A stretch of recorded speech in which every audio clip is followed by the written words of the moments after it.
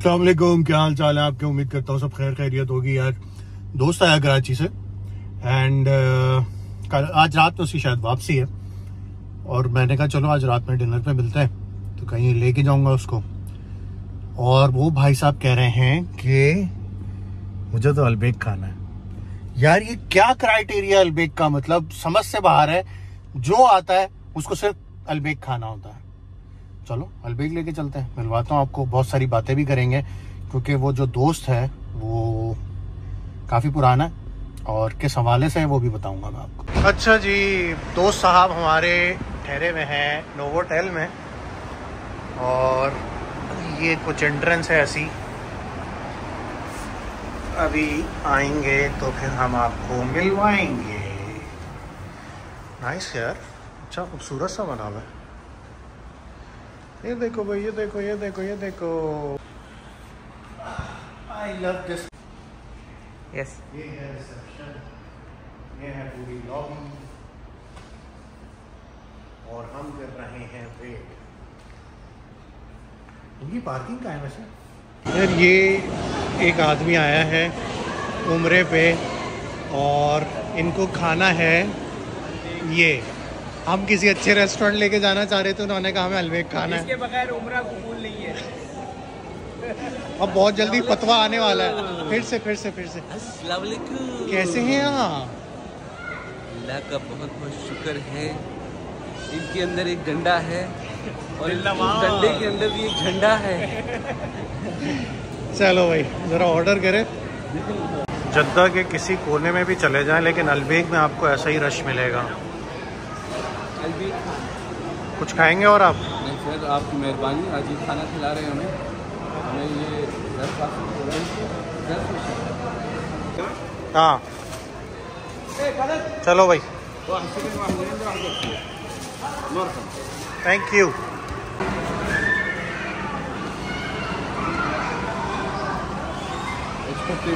जी आपके तासुरात अल्बेक खाने के बाद? अभी शुरू किया है आपने? मजे का बेहतरीन। पास? चलो भाई अल्बेक पास हो गया है।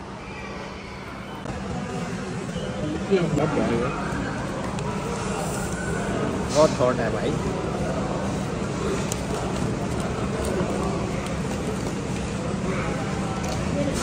यार ये बात तय है कि अल्बेक को बैठ के वहीं पे खाने का जो मज़ा है ना, और जो टेस्ट वो देता है, वो घर ले जाकर खाने का मज़ा नहीं है। ज़रा एक फाइनल कमेंट अपने मेहमान से भी ले लें।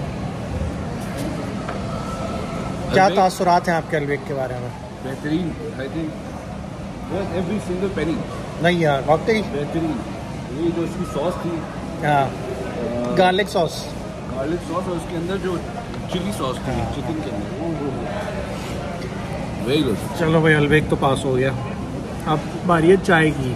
अच्छा जी, खाना हो गया ख़त्म, अल्बेक हो गया ख़त्म। और अब कराची से अगर जो लोग आते हैं उनको चाय ना मिले तो फिर मसला है ना भाई। है भाई, सीट बेल्ट लगा लो पहले तुम। अच्छी म्यूजिक सुनना भी जरूरी है। अच्छी म्यूजिक सुनना भी जरूरी है और साथ में चाय पीना भी जरूरी है। बेहतरीन है जी। ये कहाँ की चाहिए ये बताएं आप उनको? ये टी पॉइंट की चाय है। टी पॉइंट अभी ट्राई कर रहे हैं, फिर आपको चलो पहला सिप ले लो, बता दो फिर पब्लिक को कैसी है। कड़क चाय। ओए होए, पक्की बात है। फेयर कमेंट दे सकते हैं, आपको मसला नहीं है। इससे बेहतर कड़क चाय मैंने अबू धाबी में पी है, लेकिन कड़क चाय में एक जो चीज़ मुझे शायद नहीं पसंद वो ये है कि वो बहुत मीठी होती है। हाँ, लेकिन चाय कड़क होती है। सवाल मतलब बात ये है कि यहाँ पे एक जगह है, हम उसको खट्टे आरे कहते हैं। वो चाय जो आपको ठा करके लाएंगे। एग्जैक्टली वो चाय मिलती है यहाँ हैदराबादी इलाके में, हैदराबाद दक्कन, हम उसको खट्टा आरा कहते हैं। और वहाँ की चाय जो होती है ना, हैदराबादी लोग जो है ना वो उसको खट्टा हरा बोलते हैं। खट्टा हरा बोलते हैं। खौरमा खाते, पोट्टा, वो पोट्टा जो है ना वो पोट्टे होते हैं सारे। साथ तुम हैदराबादी को स्टोरी सुना रहे थे बॉबी भाई। एकदम हम खाने काबा पे थे, वहाँ पे हजरे अस्वद के सामने बोसा दे रहे थे और उधर रश बिल्कुल नहीं था। ये 1999 की मैं बात बता रहा हूँ, विंटर्स का टाइम था। तो मेरे आगे जो थे एक पाकिस्तानी अमेरिकन थे और पीछे जो थे वो हैदराबादी इंडियन थे। अमोल पालेकर की शक्ल भी नहीं भूली। तो लाइन आहिस्ता आहिस्ता करके जा रही थी, तो वो अमेरिकन ने बोला come on I'm standing in the queue, hurry up. तो वो पीछे हैदराबादी जो थे वो नाराज हो गए। उन्होंने बोला अस्तगफिरुल्लाह, मामा कैसे बातें करते, खाना खाबा के सामने खड़े होके बोल रहे स्टैंडिंग इन द क्यू। इससे ज्यादा बरकत की बात हो सकती क्या कि खाना खाबा के आगे जाके तुम खड़े हुए हो, तुम्हें इंतजार करने को मिल रहा है। बोले कैसा आदमी है।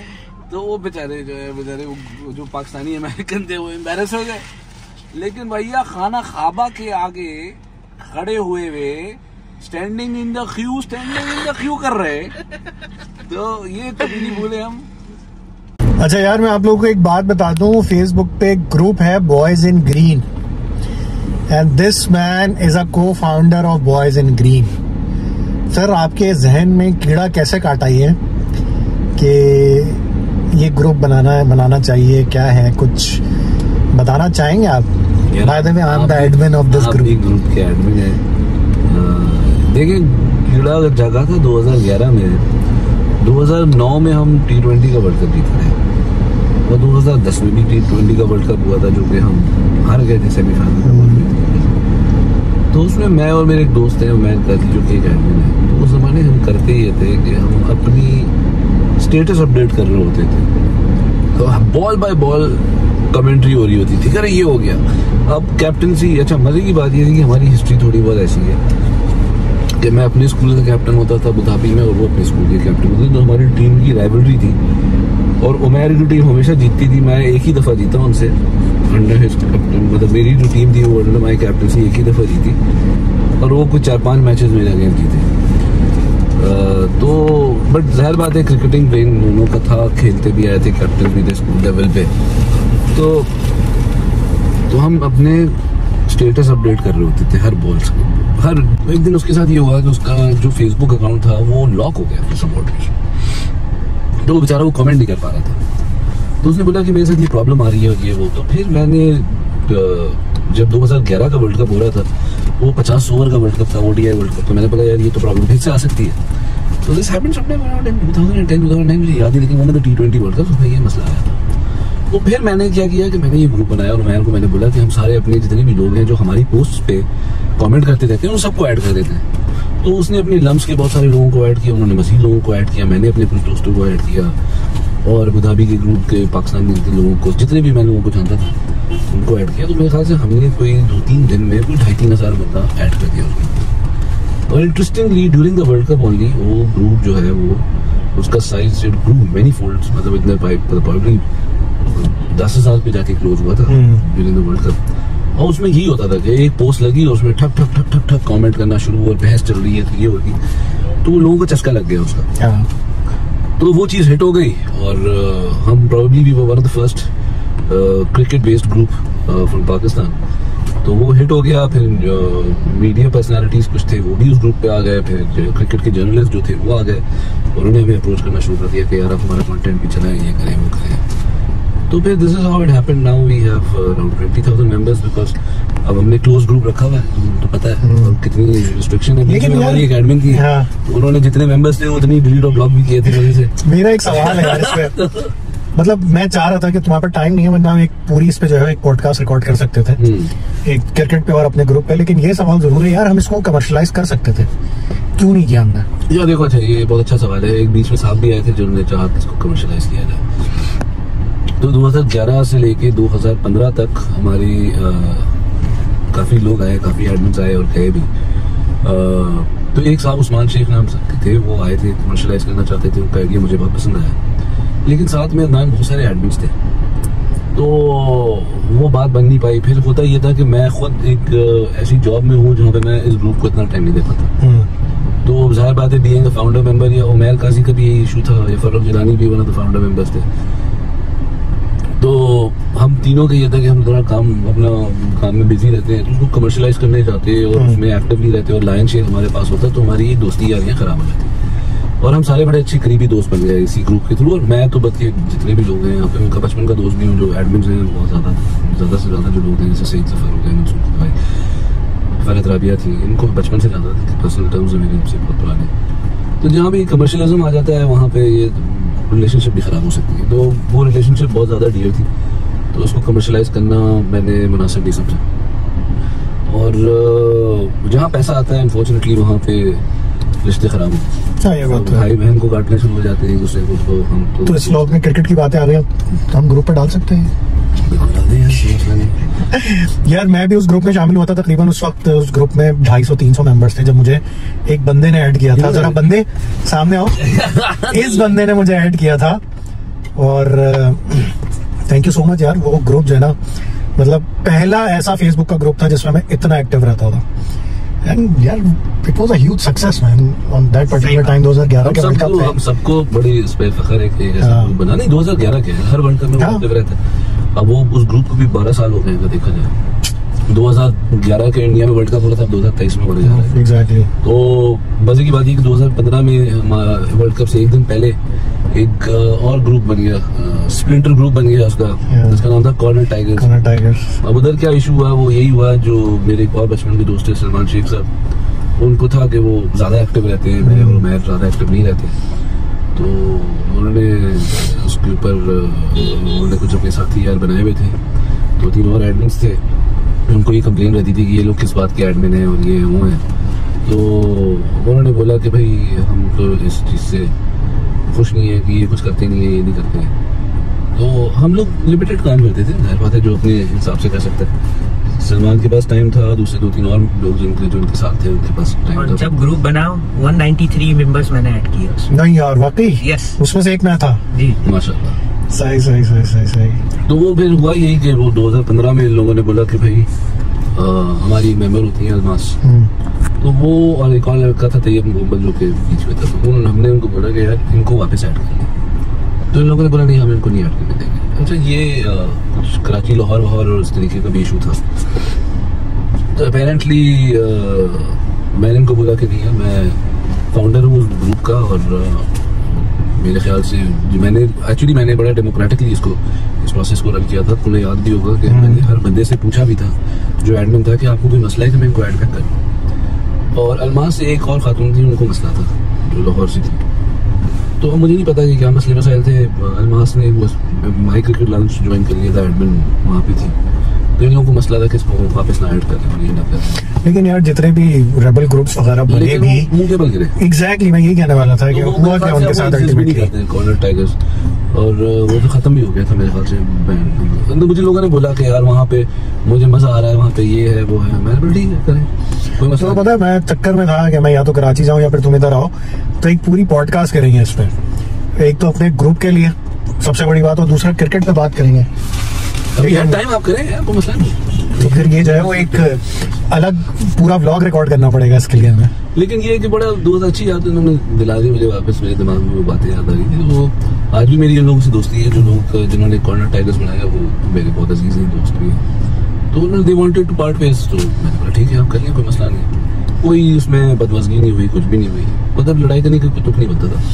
आई think we are all mature people. उन्होंने उनके डिफरेंस ऑफ ओपिनियन था तो भी, इसलिए मैं ये क्लैरिफाई कर दूं कि जो एडमिन था उस टाइम पे उनमें से मैंने वोटिंग की थी और मैंने बहुत ही फेयर प्रोसेस किया था। अगर एक शख्स को मसला था या 2 शख्स को मसला था और अगर 16 एडमिन थे उस टाइम पे और बाकियों ने एग्री कर लिया था तो इनको एक्सेप्ट करना चाहिए था उस डिसीजन। और मैं उनको एडमिन के तौर पे नहीं ऐड कर रहा था, मैं एज मेंबर्स ऐड कर रहा था। अब तो खैर अलमास एडमिन भी बन गई है, तो she is proudly the most active admin. मैं तो मजाक में उसको बोलता हूँ तुम तो chief executive. She works very hard and I think we are all very proud to have her as our admin. She runs the show in her own way, in a very good way. तो लेकिन ये मसले मसाइल ना चलते रहते हैं, जहाँ पे अनफॉर्चुनेटली मुझे ये कहना नहीं चाहिए, लोग बोलेंगे कि ये बड़ा शोविनिस्टिक किस्म का कमेंट है। लेकिन मैं लड़कियों से पूछना चाहता हूँ यहाँ पर इसमें वो क्या मसला आता है? मतलब और ये लड़कियों को क्यों आता है? अलमास को एडमिन बनाया तो हमारी बहुत ही डेयर एडमिन थी जो उससे में आके उनको कुछ टाइम तक बर्दाश्त किया, उन्होंने भी छोड़ दिया। वो समझ नहीं आता मुझे, ये चीज समझ नहीं आती। मजे की बात ये है कि सब आए गए, बहुत सारे ग्रुप बने, लेकिन बॉयज एंड गर्ल्स तो आज भी वहीं पे। ये बड़ी अच्छी बात है यार। मतलब उसकी वजह उसका खिलाफतें हुई, सब कुछ हुआ, रेबल ग्रुप्स बने, लेकिन अल्हम्दुलिल्लाह वो उसकी जो बुनियाद है वो वहीं पे खड़ी हुई है। और साफ है, दूसरी ओरिजिनल्स, द ओजीज, नो? नहीं, और ऊपर से द थिंग इज कि यार नीयत साफ अगर आपकी होती है ना, और आप बहुत ही ए पॉलिटिकल तरीके से चीज़ों को मैनेज करें, तो कभी इसके दिन में मसले नहीं आएंगे। आप लोग देखें, एक होता है ये कि अगर आप अपनी पर्सनल इंटरेस्ट को और अपनी पर्सनल ईगोस को सामने लेकर रखेंगे ना, तो आप जिंदगी में भी कभी कामयाब नहीं होंगे। बॉयज इन ग्रीन के अंदर जो कामयाबी का प्रोबेबली राज है वो ये है, और तुम भी जानते हो, कि उसमें ईगो नहीं इन्वॉल्व है इतनी। तो हम जितने भी एडमिन, मैं अगर शुरू हो जाता है कि भाई मैं फाउंडर हूँ और वो मैं यार कुछ नहीं है या वो नहीं है, और मैं उन लोगों को कंसिडर नहीं करता, उनके वोट या ओपिनियन को मैं कंसिडर नहीं करता या वैल्यू नहीं करता, तो फिर ये ग्रुप नहीं चल सकता। सही बात है। तो ग्रुप को चलाना है तो आपको हर किसी को स्पेस देनी है। अब आज की तारीख में सबसे ज्यादा जो एक्टिव हैं वो लोग हैं आयशा अमान, सैयद वकास अशरफ, जीशान जफर, अलमास राही, मंसूर किदवाई। आज बाकी शुएब संदीना एक्टिव नहीं, सईद नहीं, मैं नहीं, फर्रुख नहीं, तुम नहीं, ओवैस और आप थोड़ा सा एक्टिव है, वो भी बेचारे नाराज हो गए थे। बट वही देखो ना, अब डिफरेंस ऑफ ओपिनियन था उसका, लेकिन एडमिनशिप से तो नहीं निकाला ना उसको। तो वो सारी चीजें अपनी चीजें होती है यार। तो we are very fair bunch of people. हम अपने बड़े तौर तरीके से चलते हैं, पांचों उंगलियां बराबर नहीं होती और ना कि कभी होंगी। तो हमें हर किसी को मैनेज करना होता है, हर किसी के व्यूज को, उसके टेम्परामेंट को और उसके चीज़ों को देखने का मतलब नज़रिया होता है, उसको कंसिडर करना पड़ता है उनको। और बाज़ वक़्त हमारे तासुरात नहीं मिल रहे होते, लेकिन ठीक है, we have to move on and we have to make sure कि यार बस ग्रुप अच्छी तरीके से चलता है। अच्छा जी, ये थी हमारी फाइनल डेस्टिनेशन। भाई साहब जा रहे हैं back to Karachi, back to pavilion. वो रहे ट्रॉली लेकर आते हुए। ओके जी, good bye, thank you, have a safe trip, खैरियत से जाओ, अल्लाह हाफिज। अच्छा जी, ये था एक आज का छोटा सा व्लॉग। छोटा तो नहीं, खैर काफी बड़ा हो गया हमारी बकवास में, लेकिन खैर ये था आज का व्लॉग। और इस वक्त बज रहे हैं रात के 1:45, 1:47 टू बी प्रिसाइज। और कल है एक बहुत इम्पोर्टेंट काम, उसका भी व्लॉग करेंगे इंशाल्लाह। तो मिलते हैं नए व्लॉग में। अंटिल देन अपना बहुत सारा ख्याल रखिएगा। अल्लाह हाफिज।